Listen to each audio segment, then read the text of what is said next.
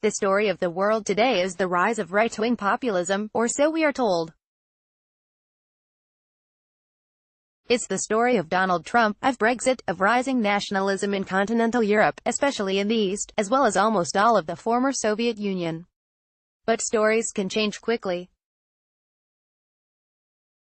Whatever happened to the end of history, or the war on terror, the Great Recession, or the Arab Spring, who knows what the story will be next. Perhaps it's already being written in Sudan, with echoes of so many other stories folded into it. Almost 8 years to the day after the Arab Spring began in Tunisia with the startling overthrow of the 23-year regime of President Ben Ali, the current Sudan uprising began in the city of Atbara, a railroad union stronghold. That was on December 19, and protests quickly spread nationwide. A month later, Sudan's 29-year ruler, President Omar al-Bashir, who has been indicted for genocide by the International Criminal Court, is barely clinging to power, while American media, not to mention the U.S. government, has largely ignored the entire situation. All residents of Atbara are now on the streets, one eyewitness, Zadal Abdel Latif, told Sudan Tribune last month as the uprising began. He pointed out that the demonstrators chanted slogans such as peaceful, peaceful against the thieves, saying the police and army didn't interfere to disperse or arrest the protesters, the publication reported. The story we're missing is historic, according to Jonathan Hudson, who helped expose mass human rights violations in Sudan from 2010 to 2014, documenting 46 village burnings and locating 8 apparent mass graves, as the architect of George Clooney's satellite Sentinel project. What we have is the Western media largely misunderstanding or ignoring a revolution in a Putin-aligned African country, ruled by an Islamic theocracy, where the resistance is committed to freedom of speech, freedom of assembly and freedom of religion, Hudson told Salon.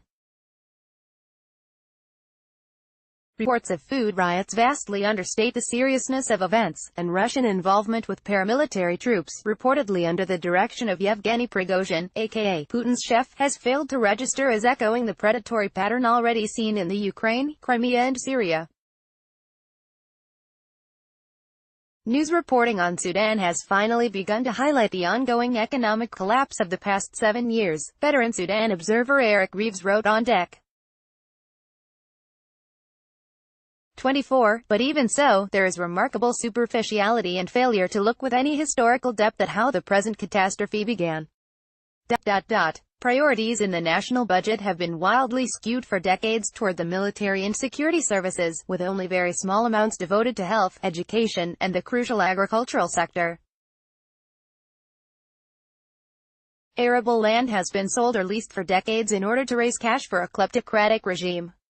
In short, al-Bashir's political affinity to Putin's Russia are profound. As for the Sudanese people, it's not that they're imitating the Arab Spring, it's really the other way around. Civil uprisings in Sudan have twice toppled dictatorship, first in 1964 and again in 1985. The popular uprising has become one of the political norms that Sudanese resort when redefining their social contract with the state, noted Luca Kuol, a Sudanese professor of security studies. Sudan escaped the first wave of Arab Spring uprisings in part because the government learned from those previous examples. It exploited regional, racial, ethnic and religious divisions, broke the power of professional unions and keeping the army dispersed outside Khartoum, the capital city, among other measures. But government's continued kleptocratic misrule has pushed Sudan past the breaking point, and al-Bashir's old tricks no longer seem to work. The Atbara demonstrations spread quickly despite a sometimes violent response. The numbers of peaceful demonstrators in Atbara are increasing dramatically and the city is in full civil disobedience, the opposition youth group Sudan Change now tweeted on Deck. 19, along with a 57-second video of a loud but peaceful march. Sudan Tribune reported that 8 people were killed on the second day of protests. Barely a month later, the al-Bashir regime appears doomed.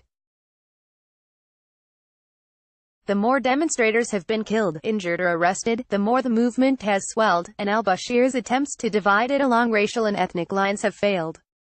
In an inspiring and informative overview, The Chance of the Sudan Uprising, Wael Jubara writes about the regime's sick and naive divide-and-conquer attempt to blame the protests on one of the armed rebel movements in the West, conflating them with peaceful, unorganized politically, citizens from Darfur in the West, whom they arrested. The next day, Sudanese people from all walks of life and origins went out again, calling out the regime on its poor racist tactics, Jubara wrote. They called out the failed conspiracy of al-Bashir and said, Ya Nasri Mugurke al-Buld Darfur, loosely translated to, you al-Bashir, or racist and arrogant, we are all Darfur. The current demonstrations are unprecedented, in terms of scale, persistence, intensity, and geographical reach, Adel Babakir, a UK-based Sudanese translator, wrote in Sudan Tribune on Jan. 18. The momentum is building up, with simultaneous rallies staged in many cities across the country. The revolutionary mood is at its peak. New patriotic songs are hitting the social media platforms every day. Some of these are originally folkloric wedding songs reworded with the themes of the revolution. In the midst of all this, on deck. 31. Hudson posted a 33-tweet thread exposing the Russian presence in Sudan with photos and information provided by activists on the ground. This information on the illegal Russian incursion was information further developed and promoted by Sudan Change Now, as well as by the Russia-based conflict intelligence team. Russian forces in Sudan are apparently or probably there in the guise of Prigozhin's paramilitary Wagner Group, aka PMC Wagner, which was sanctioned by the U.S. Treasury in 2017 for its involvement in Ukraine. Prigozhin, the now infamous internet research agency in St. Petersburg and two related firms he controls were also sanctioned in March 2018 for their role in 2016 election interference on behalf of Donald Trump. As police fired tear gas and live ammunition at peaceful demonstrators in Khartoum, wounding at least 4 people, Sudanese observers on the ground wondered about the significance of Russian military trucks spotted in the capital. Hudson began. Hudson initially stopped short of definitively identifying PMC Wagner, but the group's presence in Sudan and elsewhere in Africa was already known, if not commonly discussed. In November, Bloomberg reported that Prigozhin was already active in or moving into 10 countries that Russia's military already has relationships with: the Democratic Republic of Congo, Sudan, Libya, Madagascar, Angola, Guinea-Bissau, Mozambique, Zimbabwe and the Central African Republic. Last summer, 3 Russian journalists were killed while investigating Wagner in the Central African Republic on behalf of exiled Russian opposition figure Mikhail Khodorkovsky. A week after Hudson's tweet storm, Sudan Times confirmed Wagner's presence in the current conflict, citing a source within Sudan's security force. Hudson noted that Wagner guards Sudanese gold, uranium, and diamond mines, as well as atomic energy facilities. Russian media have reported that Wagner trains Sudanese armed forces. He identified Wagner's typical vehicle as a light brown Ural 4320, all-wheel drive, 2-door cab, 6x6 truck in troop transport mode, similar to trucks used by the Russian military, and by Russian private military contractors. In a later thread, he explained in detail how he identified the trucks. Hudson provided some background on Sudan's Russia connection, in noting that on November 23, 2017, al-Bashir met with Vladimir Putin in the Black Sea resort of Sochi, Russia. Reportedly, Bashir asked Putin to protect Sudan from aggressive acts of the United States. In return, Bashir promised Putin that Sudan could serve as Russia's key to Africa. Hudson also described some earlier activity in Sudan.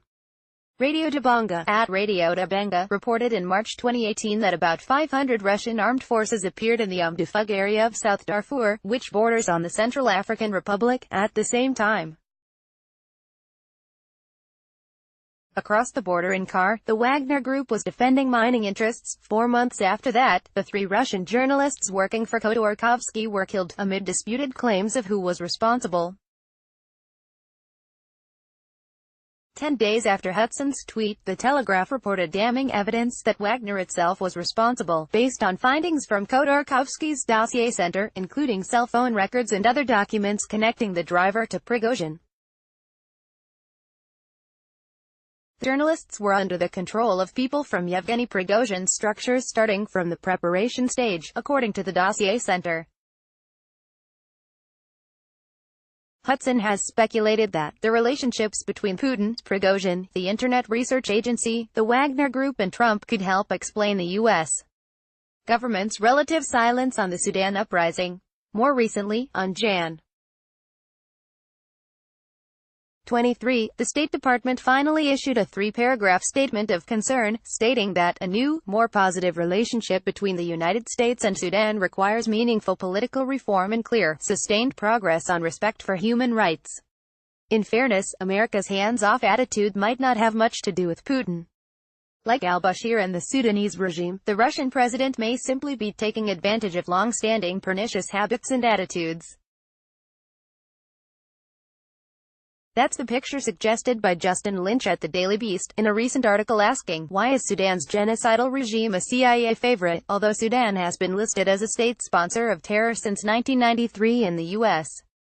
accused al-Bashir more than once of genocide for his government's actions in Darfur. Cooperation between the two countries has been close, on particular issues that Washington sees as a priority, particularly the fight against terrorist jihadis. This remained true, Lynch reports, even after Sudan dramatically reduced its counterterrorism collaboration in 2015. As one of the last acts of the Obama administration in January 2017, the United States began a 5-track process to restore relations that depend on humanitarian access, stopping violence and counterterrorism collaboration. That process has expanded under the Trump administration, and in late October the United States entered a second re-engagement with Sudan. A few weeks later, the Sudan uprising began. And America has watched from the sidelines. For all the talk about how disruptive and anomalous Trump's presidency is, and for all the justified concern about how compromised he might be by his Russian entanglements, the main impediment to America doing the right thing to support the people of Sudan may simply be short-sighted, sclerotic institutional continuity, just as it was during the Arab Spring. We are right to worry about the future of democracy at home. But the Sudan uprising should remind us that we live in a larger world that we have often carelessly misshaped with our misguided actions and misplaced fears, even as we have also helped shape it with our ideals. In his famous 1967 address Beyond Vietnam, explaining his opposition to the war, Martin Luther King Jr. said that, "Our greatest defense against communism is to take offensive action in behalf of justice." The same could be said about the various threats facing us today, and that's what the Sudan uprising is calling on us to do.